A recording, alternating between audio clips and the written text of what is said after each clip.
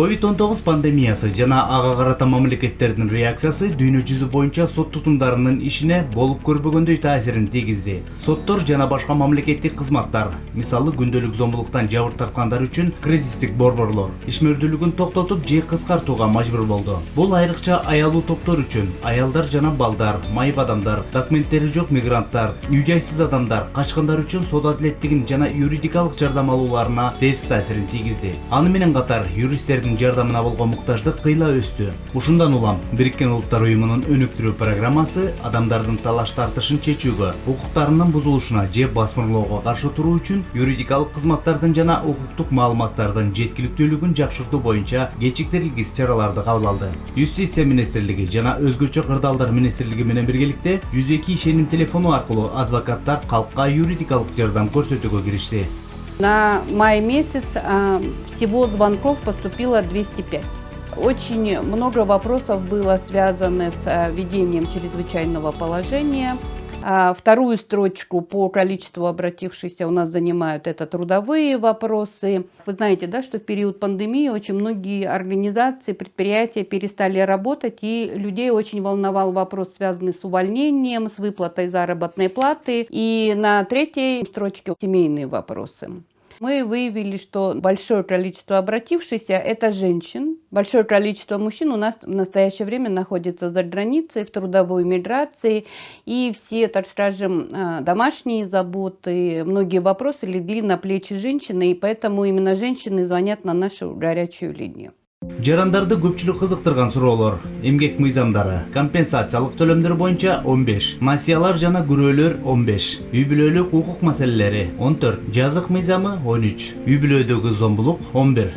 Здравствуйте, горячая линия 112, юридическая служба, меня зовут Андрей. Эпидемиологиялык кырдаалга байланыштуу юристтер үйдө отуруп иштөөгө аргасыз болушту. 112 ишеним телефону аркылуу жалпысынан 6 адис кыргыз, орус жана англис тилдеринде жардам көрсөтүштү. Бирок кээде кепкеңештер жетишсиз болгондуктан кызматкерлер кайрылгандардын муктаждыгына жараша башка жактарга багыттап турушту. Мисалы, кылмыш ишинин жүрүшүнө жардам керек болсо, мамлекет кепилдеген юридикалык жардамдарды координациялоо борборуна багытташкан. Координациялык борбордун юристтери адвокаттык жардамдардан тышкары жарандарга телефон, мессенджер жана социалдык тармактар аркылуу аралыктан кепкеңештерди беришти.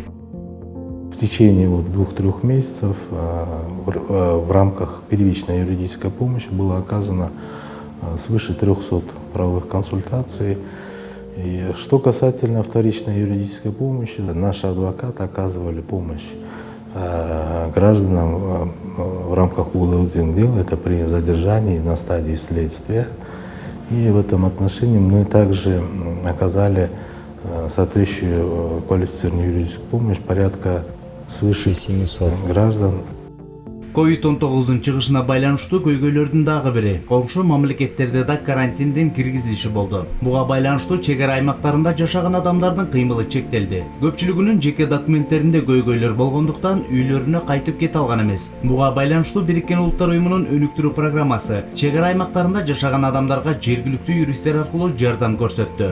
16 жаштагы Халима атасындай эле Өзбекстандын жараны. Өзгөчө кырдаал киргизилгенде кыз биздин өлкөнүн аймагында болгон. Карантиндик чектөөлөрдөн улам паспортунун мөөнөтү өтүп кетип, үйүнө кете албай калган. Кырдаалды транзиттик документтер гана чече алмак. Консулдук болсо Бишкекте. Аймактар аралык каттамдар чектелгендиктен айласы кеткен апасы юристтерге кайрылган.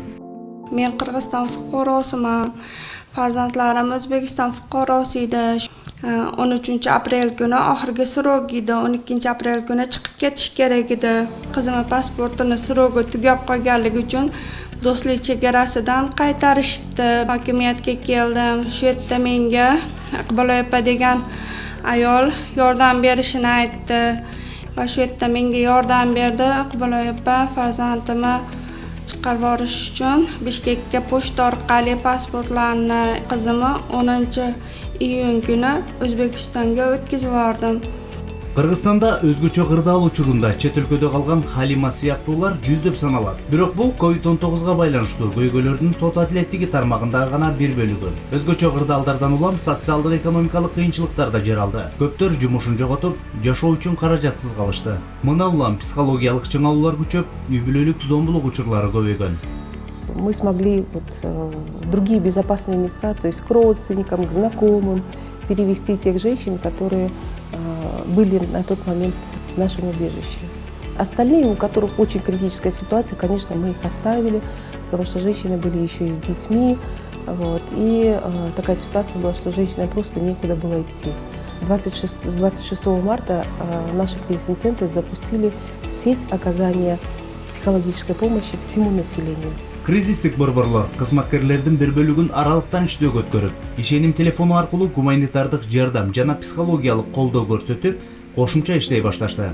Кыргыз Республикасында сот адилеттигине жетүүнү кеңейтүү максатында Юстиция министрлиги Бириккен Улуттар Уюмунун өнүктүрүү программасы менен бир катар иш-чараларды жүргүзүп жатат. Атап айтканда, 2015 жылдан тартып калкка ар кандай укуктук маселелер боюнча жардам көрсөтүүчү 13 акысыз юридикалык жардам борборлору ачылган. Жалпысынан бүгүнкү күндө республика боюнча 27 борбор иштеп жатат. Жана бул борборлорго кайрылгандардын саны жылдан жылга көбөйүүдө. Ошондой эле 2016 жылы ынтымак автобусу алыскы региондордо халктын аялуу катмарына юридикалык жардам көрсөтүү максатында иштей баштады. Бир нече күн мурун Проон Тынчтыкты куруу фондунун жана Финляндиянын тышкы иштер министрлигинин колдоосу менен ушул жаңы демилгенин туруктуулугу жана юридикалык кызматтарга кеңири мүмкүнчүлүк алуу үчүн Юстиция министрлигине 2 жаңы автобус берди. Мындан тышкары, мамлекет кепилдеген акысыз юридикалык жардамдарды координациялоо борбору көп сандагы адамдарга юридикалык жардам көрсөтүү үчүн аралыктан иштөөнү уланта бермекчи.